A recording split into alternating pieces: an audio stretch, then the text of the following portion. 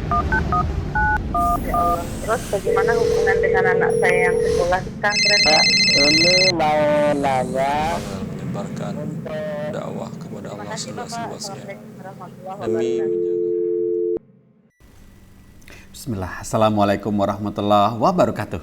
Alhamdulillah hamdan katsiran thayyiban mubarakan fi kama yuhibbu rabbuna wa yarda. Asyhadu an la ilaha illallah wahdahu la syarikalah wa asyhadu anna Muhammadan abduhu wa rasuluh amma ba'd.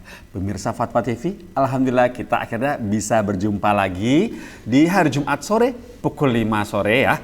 Ada apa tuh? Ada live interaktif ekonomi Islam. Nah, live interaktif ekonomi Islam ini sudah cukup lama dari mulai single factor Ustadz Erwandi di sini, dan akhirnya kita merubah setnya dengan virtual set dengan menggunakan host agar bisa lebih memudahkan dalam membacakan pertanyaan. Alhamdulillah. Dan acara ini juga direlay oleh 9 radio yang tergabung dalam RTC. Saya bacakan ya. Radio Binmas Yogyakarta, Radio Sahabat Tegal, Radio Kita FM Cirebon, Radio MD FM Probolinggo, berikutnya Radio Albina AM Bekasi, lantas Radio Amuba Pangkal Pinang, Radio Sago FM Sumatera Barat, Radio Gema FM Bontang, lantas terakhir Radio Tuah FM Riau. Alhamdulillah, berikutlah daftar radio yang merelay acara ini. Dan alhamdulillah juga Ustazuna Erwandi Hafizahullah itu sudah bergabung bersama kita loh.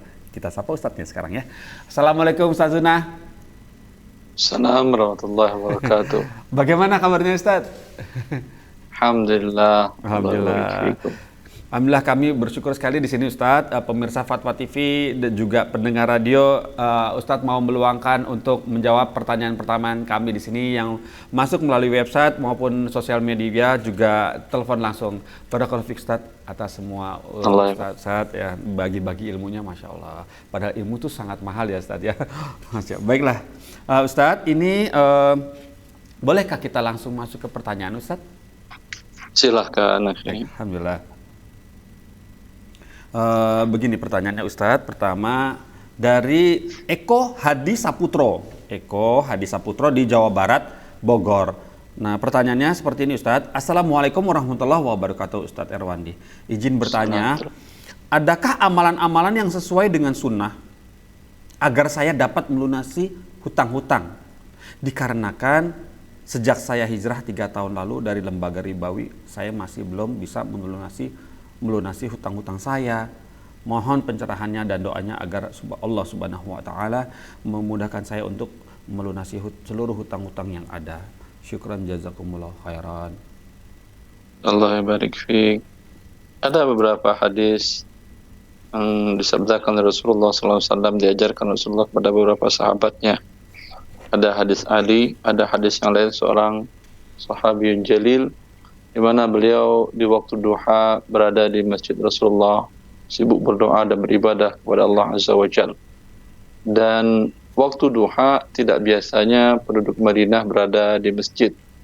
Biasanya laki-laki di waktu itu berada di kebun, karena di sana pertanian kurma banyak, beda dengan kondisi di Mekah. Maka kemudian Rasulullah SAW masuk ke masjidnya dan beliau melihat sahabat beliau ini, dan adalah Rasulullah SAW sebagaimana dikhabarkan oleh Rabb kita Allah Azza wa Jalla fi'ula, mengatakan azizun alaihi ma'anittum harisun alaikum bil mu'minina ra'ufur rahim, bahwa Rasul yang Allah utus kepada umatnya ini sifatnya adalah dia sangat sayang kepada umatnya. Maka beliau melihat ada sesuatu yang tidak pada tempatnya. Beliau tanyakan kepada sahabatnya ini, mal ladzi ajlasaka fi hadhihi sa'ah, apa yang menyebabkan engkau berada di tempat ini, di masjid, pada waktu orang-orang bekerja semuanya di ladangnya. Lalu dia mengatakan, ad-dain ya Rasulullah. Kata beliau, rukibatni duyun wa ghalabatnil humum. Ya Rasulullah, aku sangat keluh kesah dan merasa sedih dan gundah karena hutang yang begitu banyak. Lalu Rasulullah Sallallahu Alaihi Wasallam mengajarkan kepada sahabatnya ini doa, Allahumma inni a'udzubika minal hammi wal hazan wal ajzi wal kasal wal jubni wal bukhl wa min ghalabatid daini wa qahrir rijal. Berlindung dari keluh kesah, rasa sedih, rasa malas, dan ketidakmampuan, kemudian berlindung dari pelitan hutang dan penindasan orang lain kepada diri kita. Ya. Sahabat tersebut langsung yakin dan beliau membaca doa itu selama 3 hari. Faqadallahu daini, kata beliau, maka Allah membayarkan hutangku. Bacalah doa tersebut dan minta kepada Allah, adukan pada Allah di waktu-waktu yang mustajab. Allah pasti tidak akan membuat kita gundah, padahal nabinya sudah mengatakan ada doa untuk penghilang gundah ini. Yang penting kita yakin bahwa Allah mengabulkannya, dan hal-hal yang menyebabkan doa ditolak kita jauhi. Ya. Ya, perbanyak berbuat baik, hubungkan silaturahim, kemudian cari waktu-waktu yang utama tadi, dan mengharaplah dan berkeluh kesah sampaikan kepada Allah, dan yakin Allah akan mengabulkannya. Ud'uni astajib lakum. Allah mengatakan, mintalah kepadaku, saya aku berikan kepada kalian. Ya, begitu. Masya Allah. Mintalah kepadaku, niscaya akan aku berikan. Masya Allah. Barakallahu fikum Ustaz. Masya Allah, kalimat terakhir bagus sekali. Masya Allah, Masya Allah. Barakallahu fikum. Baiklah Ustaz, ini sudah ada penelpon masuk. Boleh kita sapa ya Ustaz ya? Silahkan. Assalamualaikum Fatwa TV. Waalaikumsalam warahmatullahi wabarakatuh. Ya, dari Bapak siapa di mana? Hamba Allah di Jawa Timur, Bapak. Hamba Allah di Jawa Timur. Silakan, ada yang mau ditanyakan kepada Ustadz Erwandi Tarmizi? Habibullah.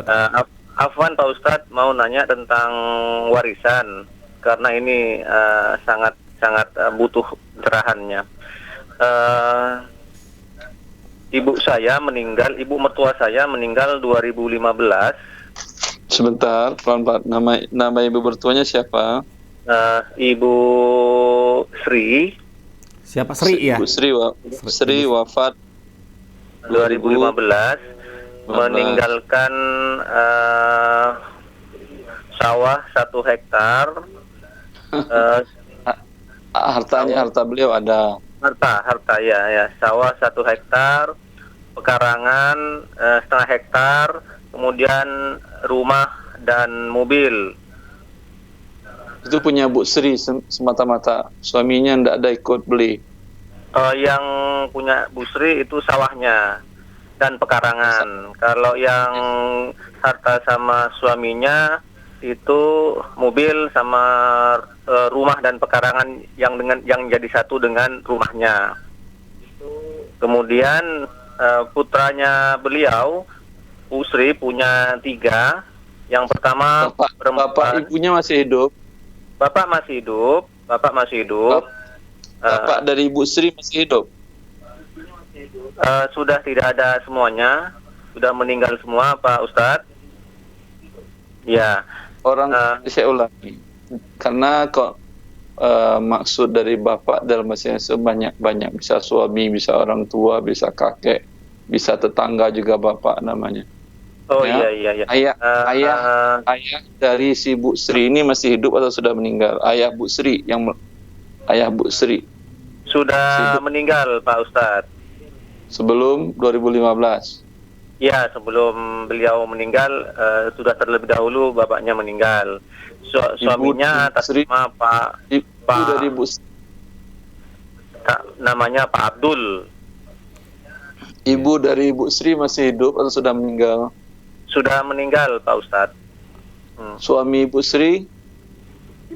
Masih hidup, namanya Bapak Abdul. Suami, pada saat itu statusnya masih suami istri? Ya, masih suami istri. Kemudian orang punya anak 3. Yang laki berapa, perempuan berapa?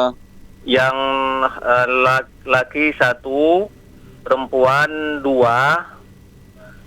Kemudian yang laki-laki ini sudah meninggal terlebih dahulu sebelum Ibu Sri meninggal dan mempunyai anak 1 laki-laki.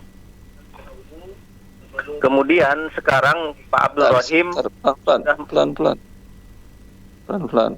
2015 yang hidup berarti suami dan 2 anak perempuan. Ya, betul Pak Ustadz. Berarti yang anak laki-laki tidak dapat.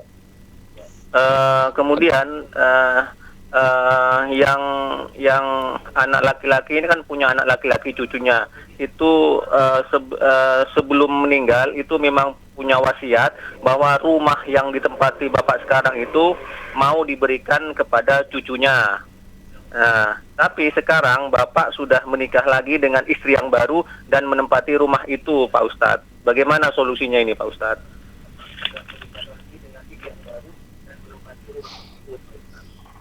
Sebentar. Sekarang yang Anda tanyakan cuma masalah itunya saja atau mau dibagi harta Bu Sri?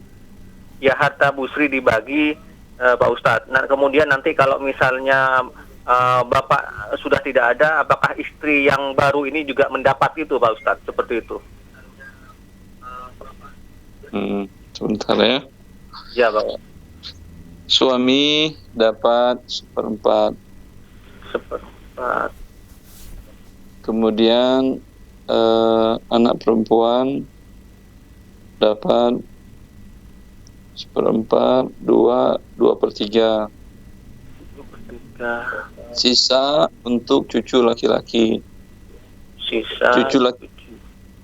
Anak laki-lakinya ini punya anak berapa orang laki, berapa perempuan? 1 saja Pak Ustadz, laki-laki. Cucu laki-laki. 1/4 dengan 3 berarti dibagi 12 hartanya. 3, 8, 1. Ya. Harta Ibu Sri dibagi 12 bagian. 12 bagian. Iya. Dengarkan dulu ya. Baik. Ya, tulis 12 bagian. 12 bagian, Pak Ustadz. Untuk suami 3/12. Ya. Suami 3. 2 anak perempuan 8/12, berarti masing-masing 4/12.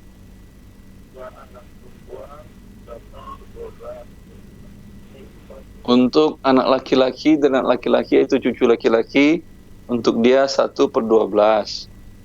1/12. Ya. Kemudian udah itu dicatat. Sudah Pak Ustadz. Maka semua harta Bu Sri seperti itu pembagiannya. Itu termasuk Adapun harta juga yang rumah yang ditempati Bapak sekarang. Tidak hanya harta yang Bu Sri sendiri, sawah itu sama pekarangan. Itu semuanya Pak Ustadz. Ini harta Bu Sri, kan Bu Sri yang sudah meninggal. Kalau suaminya Pak Abdul kan masih hidup. Masih hidup. Ya harta dia tidak dibagi lah. Dia masih hidup, masa hartanya dibagi. Oh, berarti rumah yang ditempatin Bapak itu tidak dalam termasuk pembagian harta waris, Pak Ustadz? Rumah ditempati Pak Abdul, itu siapa yang beli rumah dan tanahnya? Bapak dan Ibu Sri dapat apa itunya berdua ininya, dapatnya kerja sama-sama bekerja dulu. Berapa saham Bu Sri perkiraan? Sampai 1/3? Perkiraan lebih dari separuh. Yang lebih dari separuh itu dibagi 12 juga. Oh, ya. Nah, Ustaz. Ya, berarti status Pak Abdul kalau dia menempati tempat itu, dia harus bayar ke cucu laki-laki sebanyak 1/12, ke anak perempuan 8/12.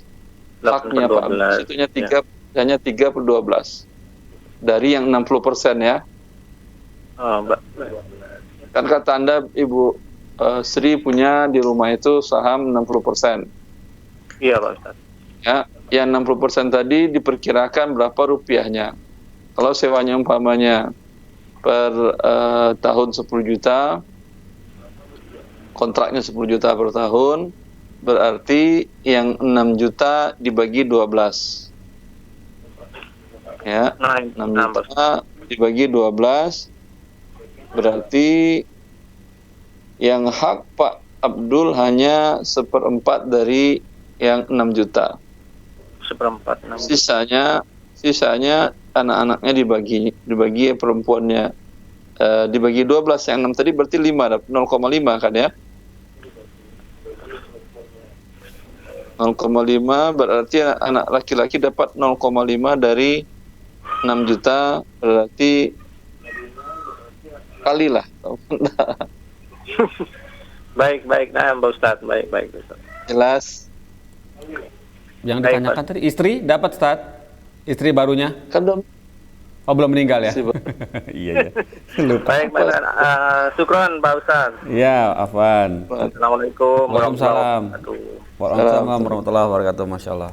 Barakallahu fikum Ustaz. Alhamdulillah pencerahannya untuk hamba Allah di Jawa Timur tadi. Alhamdulillah. Berikutnya kita masuk pertanyaan. Ada pertanyaan beliau tadi satu. Kan Bapak Abdul berwasiat kalau dia wafat, Oh iya. tanah rumahnya itu untuk cucunya, ada anak dari anak laki-lakinya. Kalau meninggal. Kalau dia wafat. Ya. Kalau ini kan anak laki-lakinya adalah ahli warisnya. Cucu ini. Andai Pak Abdul tidak punya anak dari istri kedua ini. Ya. Kalau Pak Abdul punya anak dari istri kedua, maka cucunya tidak dapat. Oh iya. Kalau cucu tidak dapat, boleh dia menerima wasiat. Maka dilihat sampai Pak Abdul meninggal, apakah dia punya anak lagi, atau tidak, punya anak laki-laki lagi atau tidak. Ya. Bila dia punya anak laki-laki, tentu cucu laki-laki tidak dapat, maka boleh wasiatnya ditunaikan, tapi tidak boleh lebih dari 1/3. Kalau Pak Abdul tidak punya aset kecuali tadi 40% dari rumah itu saja, maka yang bisa diberikan untuk anak bukan keseluruhan rumah, kan cucu. Karena keseluruhan rumah tadi masih ada di situ saham bibinya 2 orang, perempuan 2 bibinya. Ya, betul ya Ustaz ya. Masya Allah. Ya. Jadi ahli warisnya sebetulnya bibinya ya. Baiklah, anak perempuan 2 itu ya. Baiklah. Jazakallah Ustaz. Alhamdulillah, ini sudah masuk lagi telepon Ustaz. Kita sapa dulu. Assalamualaikum Fatwa TV. Assalamualaikum. Ya. Waalaikumsalam. Dari Bapak siapa di mana? Dari hamba Allah di Tangerang. Hamba Allah lagi dari Tangerang. Silakan, ada yang mau ditanyakan. Baik, Assalamualaikum Ustaz. Assalamualaikum warahmatullahi. Ustaz, saya mau nanya Ustaz. Saya tuh beli rumah, contohnya nilainya 500 juta Ustaz. Kemudian rumah itu disewakan. Nah, terus yang menjadi pertanyaan adalah yang kena nanti zakatnya itu apakah dari uang yang hasil sewa itu atau juga perolehannya tadi yang 500 juga ada pengenaan Ustaz gitu. Anda beli rumah Ya, taruh 500 juta misalnya. untuk disewakan. Disewakan rumah itu, disewakannya per bulan gitu. Cuma nanti yang kena pajaknya itu apa termasuk perolehan atau hasil penyewaannya itu Ustaz? Kalau pajak tanyakan ke Sultan Pajak, jangan ke saya. Oh, zakat maaf ya. Kalau zakat bisa saya jawab. Iya. Ya. Kalau zakat, Ya. yang rumahnya tidak ada zakatnya. Oh ya. Yang 500 jutanya itu tidak ada zakatnya. Yang gedungnya tidak ada zakatnya. Iya. Yang ada zakatnya adalah uang kontrakannya kalau tersimpan di tangan Anda selama 1 tahun lebih dari nisab. Ya. Kalau Anda punya nisabnya berapa Ustaz? Sekarang 85 gram emas itu kan 85 juta. Ya. Kontraknya sampai 85 juta. Oh, enggak sih, enggak sampai Ustaz. Anda punya uang lain untuk menggenapkan itu? Tabungan punya? Uang dari hasil sewanya itu maksudnya? Bukan. Yang namanya uang tentu digabung seluruhnya. Oh iya, punya. Anda punya uang tabungan yang dengan tambah kontrakan bisa lebih dari nisab 85 juta? Iya, boleh, lebih. Nah, kalau boleh, dia terkena zakat. Oh, itu ya. Mm-mm. Berarti dengan uang yang kita miliki gitu ya Ustaz ya? Ya, umpamanya Itu berapa persen uang Ustaz? rupiah, Berapa persen zakatnya? 2,5%. 25%? 2,5. Oh, Nah. 2,5. Atau 1 Ustaz. per 4. Ya, Ya, oke. Sudah paham, Bapak? Insya Allah sudah, syukran. Ya, afwan. Barakallahu fikum. Kalau Ya, alhamdulillah. Alhamdulillah, barakallahu fikum Ustaz. Masya Allah, sudah terbantukan, sudah bantu penanya. Masya Allah, alhamdulillah. Baiklah, masih kita tunggu sambil menunggu telepon. Oh, nggak berhenti kalau Ustadz Erwan di teleponnya, Masya Allah. Baiklah, bagaimana teman-teman? Sudah siap? Alhamdulillah. Assalamualaikum Fatwa TV. Waalaikumsalam warahmatullahi wabarakatuh. Ya, saya paham nih kayaknya suaranya nih. Bapak Rizal Singkawang, betul? Ya, ahlan wasalan Pak. Ya, ahlan. Mas Oki.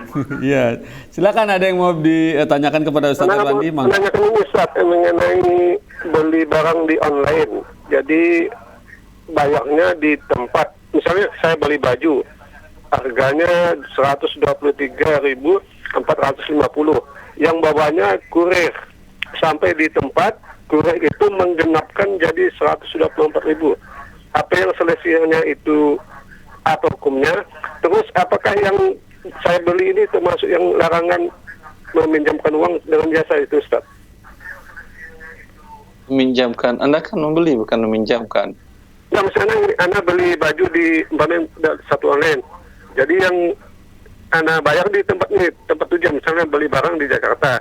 Jadi yang membawanya itu datang ke rumah Anda, lalu Anda bayar sekian dengan jasanya. Ulang, Pak. Anda beli barang dari Jakarta. Betul. Terus Anda kirimkan melalui ekspedisi ke Singkawang. Betul. Terus pertanyaannya, Jadi harganya itu termasuk jasa dari ekspedisi tersebut, Ustaz. Jadi udah disatukan gitu, Ustaz. Anda membayar harga termasuk sekali sudah include ekspedisinya. Betul. Anda belanja umpamanya 50 juta, kata si penjual dari Jakarta itu sudah masuk biaya pengiriman sampai ke gudang Anda di Singkawang, begitu? Betul, Ustaz. Pertanyaannya apa? Jadi apakah itu yang termasuk larangan? Karena yang ekspedisi itu membayarkan ke yang menjual di Jakarta itu, Ustaz. Kok ekspedisi yang bayar? Bukannya yang Jakarta yang bayar ke ekspedisi? Kan begini, saya beli baju umpamanya harganya 124.450.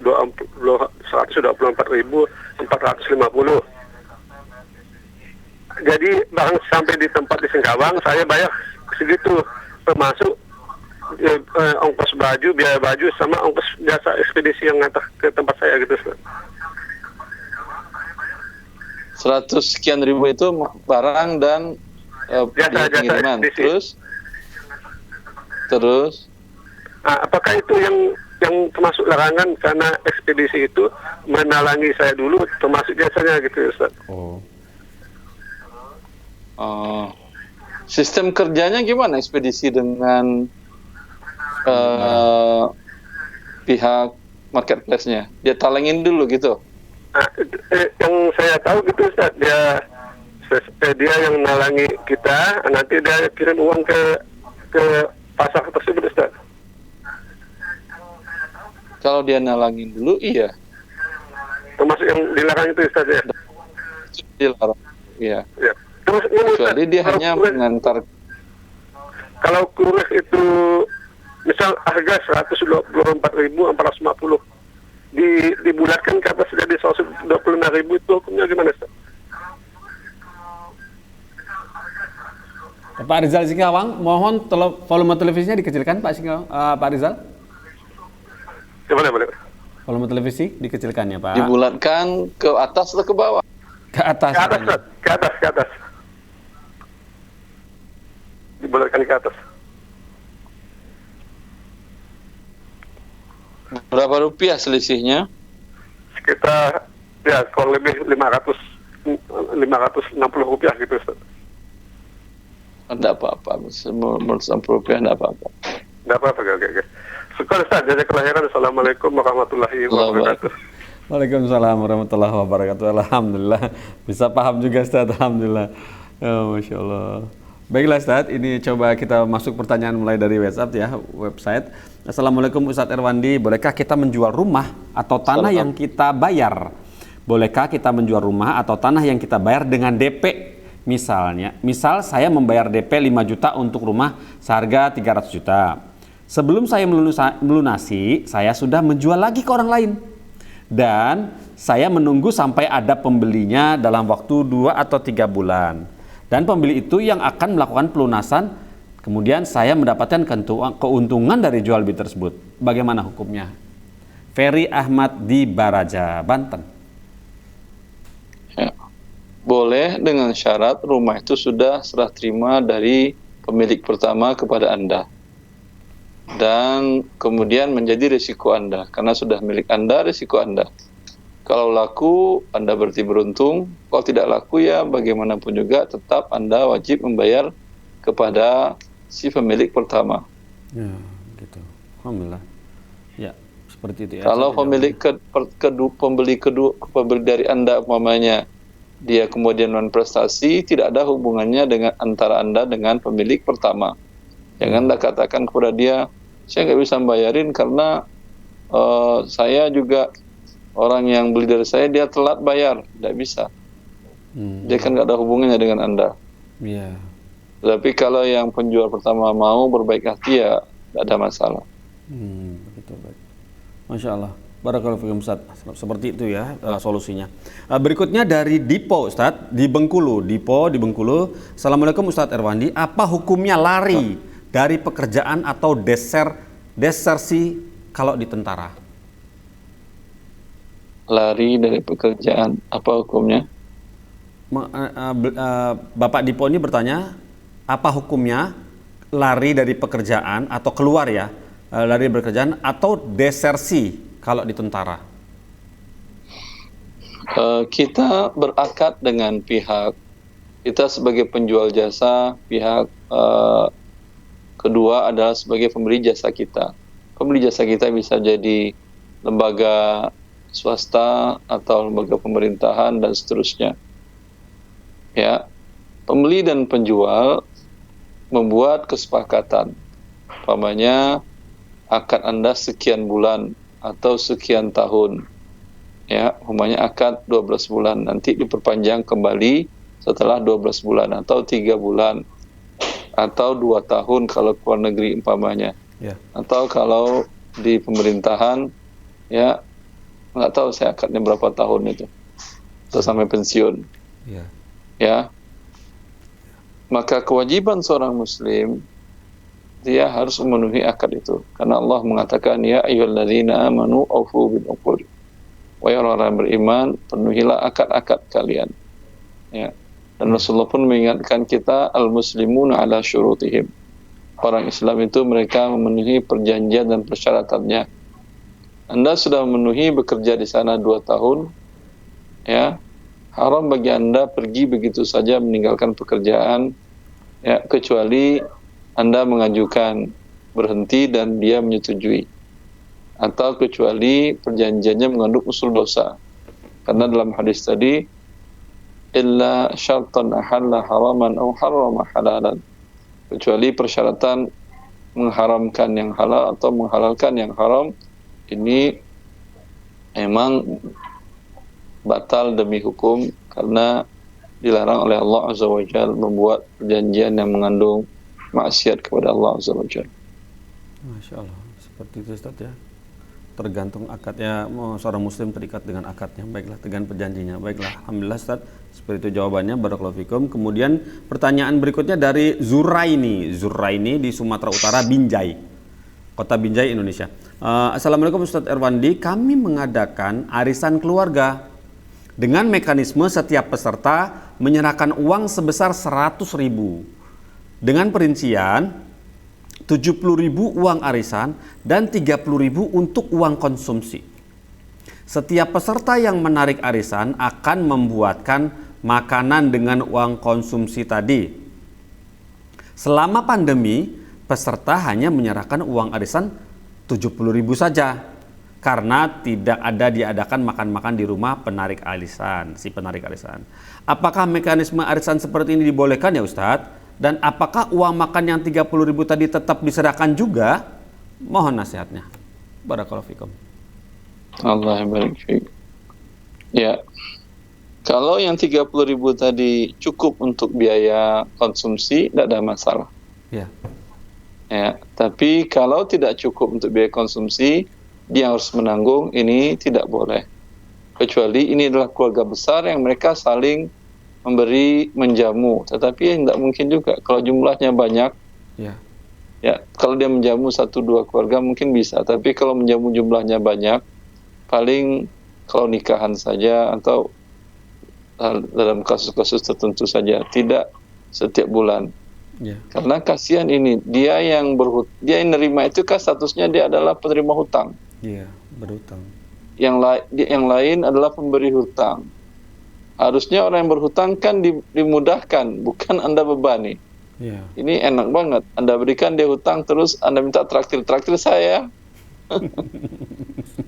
Iya betul Ustaz. Lagi bagian suka dari lupa. Kalau udah lihat uang tuh rasanya dia yang punya uang gitu Ustaz. Suka lupa ya kalau ada uangnya pinjaman dari Anda. Iya Ustaz. Masya Allah, ya ma'abarofik. Baiklah Ustaz, Alhamdulillah barakallahu fikum, seperti itu jawabannya. Ini Alhamdulillah sudah masuk lagi telepon, coba kita sapa. Assalamualaikum Fatma TV. Waalaikumsalam warahmatullahi wabarakatuh. Iya, dari Ibu siapa di mana? Ibu Rahma di Jakarta. Ibu Rahma di Jakarta, silakan Ibu Rahma. Assalamualaikum. Ustadz, mau tanya Ustadz, kalau saya punya kontrakan, itu dikontrak orang bank gitu Pak Ustadz. Apa itu uangnya gimana Ustadz ya hasilnya?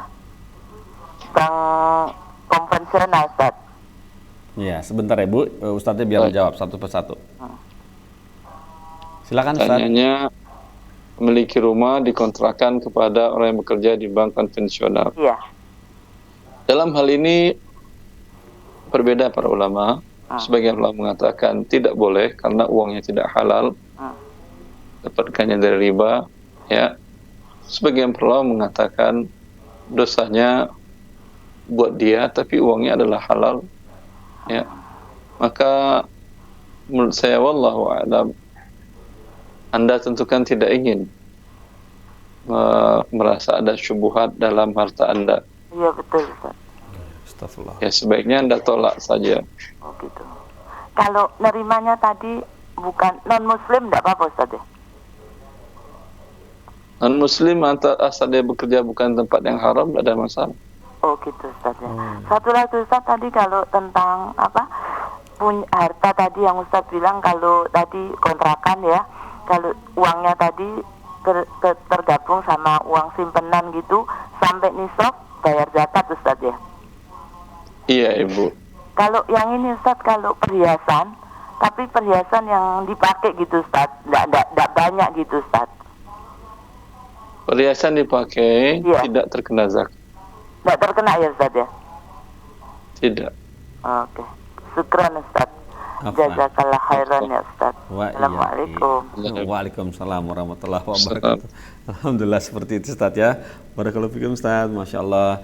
Berikutnya lagi ini ada Bapak Andi Ramadan di Sulawesi Tenggara, Kota Kendari.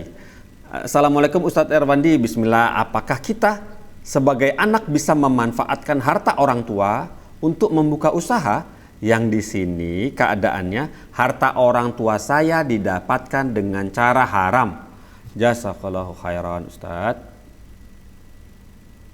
Cara haramnya seperti apa? Kalau haramnya atas kezaliman, kalau haramnya karena menzalimi seseorang, itu tidak bisa digunakan oleh siapapun juga. Harus Anda kembalikan kepada orang yang dizalimi oleh orang tua Anda. Ya.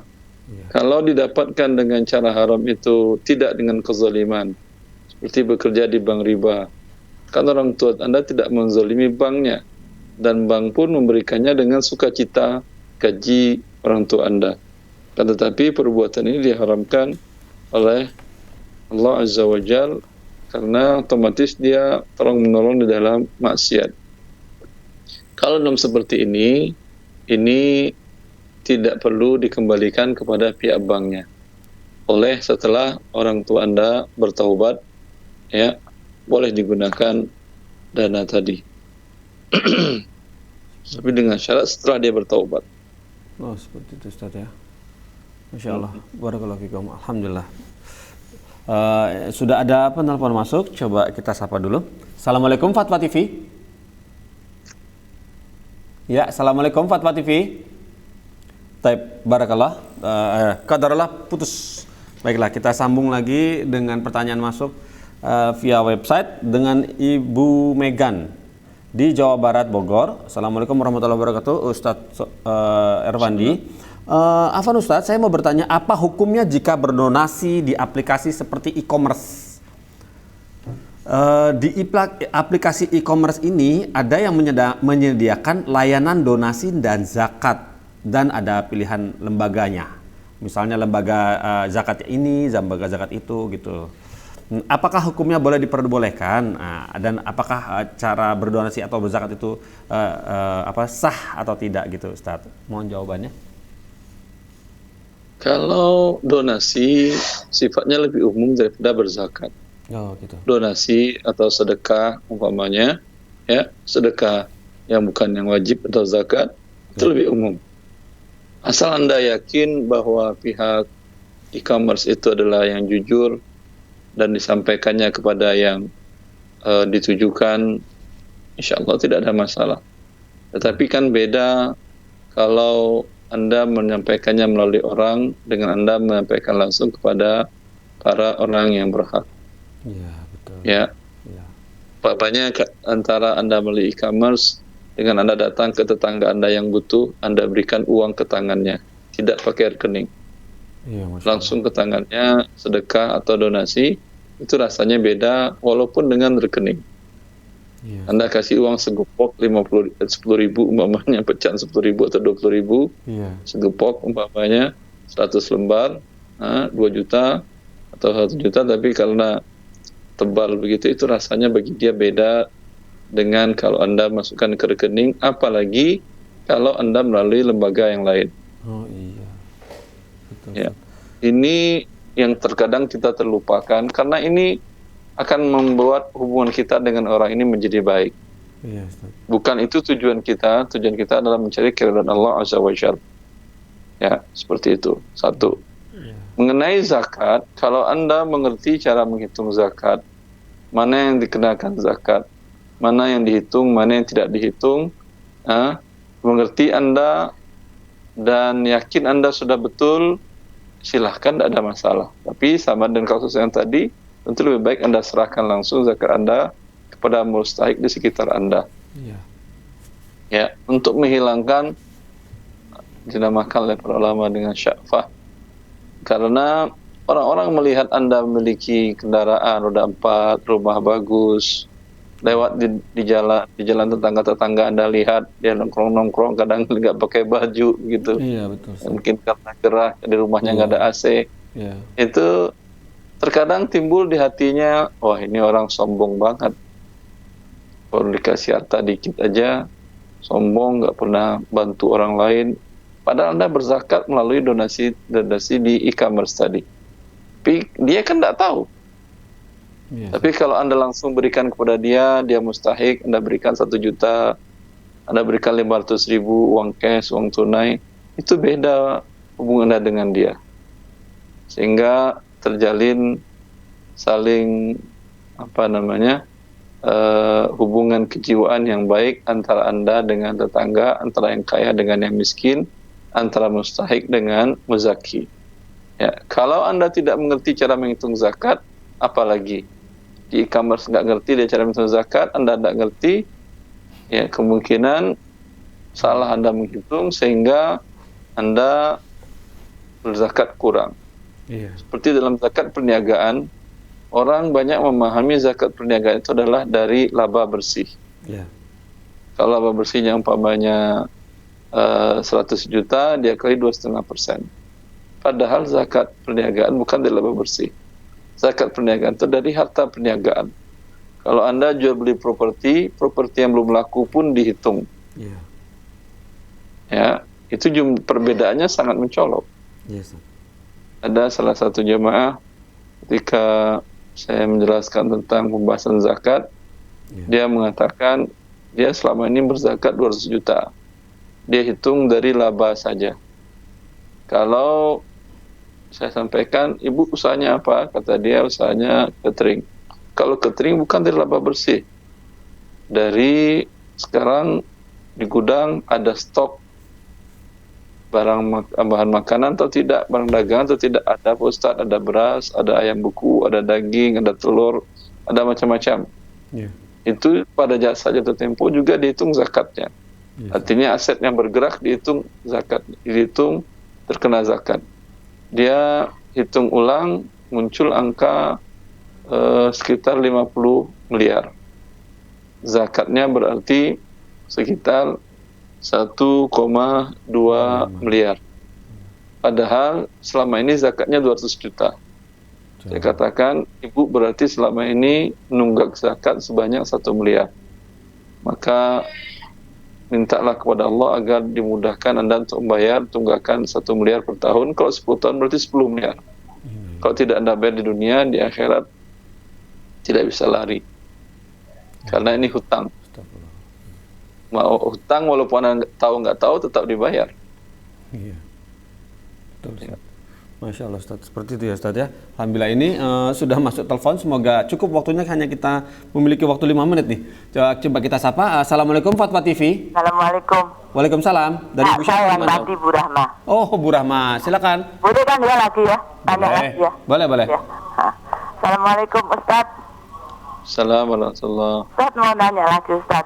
Dulu saya kan kerja Ustaz ya. Sekarang saya sudah umur 60 Ustaz.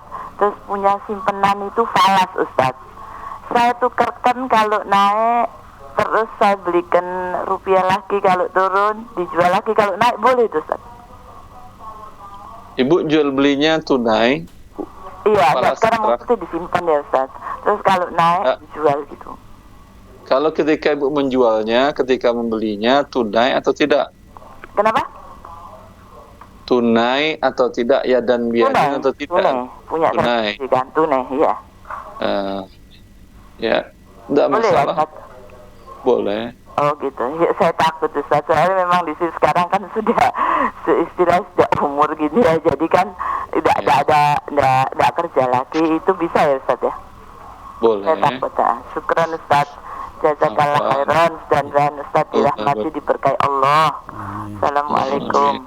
Waalaikumsalam warahmatullahi wabarakatuh. Alhamdulillah. Barakallahu fikum Ustaz. Alhamdulillah, seperti itu jawabannya. Menjual dan beli palas. Boleh, palas atau valuta asing boleh, tidak ada masalah asalkan dengan ya dan biadin. Rupiah diserahkan, tidak boleh beranjak dari money changer melainkan atau dari bank melainkan mata uang asing diterima langsung. Atau ketika menjual palas, mata uang asing Anda serahkan, sepakati kurs langsung terima rupiah. Kalau Anda takut mau rupiah banyak, bisa pakai mobile banking, masukin ke rekening Anda atau transfer dari rekening mobile banking Anda sebanyak yang Anda beli atau yang Anda jual. Dan pastikan sudah masuk ke rekening pihak kedua, baru boleh Anda berpisah. Itu boleh. Tidak ada masalah. Kecuali kalau dikhawatirkan merusak mata uang orang.